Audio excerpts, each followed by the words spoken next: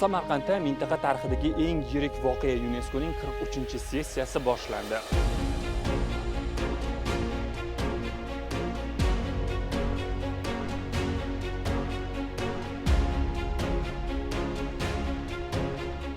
Bugungi sessiyada 190 ta a'zo davlat va xalqaro tashkilotlardan 2800 nafar, shuningdek O'zbekiston Respublikasi prezidenti va yana 70 ga yaqin martabali shaxslar qatnashishi kutilmoqda.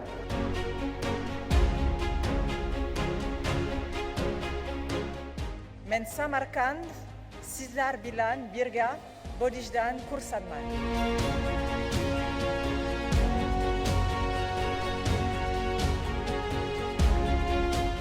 Bugungi anjuman hamkorlikning yangi yo'nalishlarini belgilash, o'zaro ishonch muhitini mustahkamlash, barqaror rivojlanish bo'yicha global hamkorlik mexanizmlarini kuchaytirish borasida ulkan amaliy qadam bo'lishiga ishonamiz.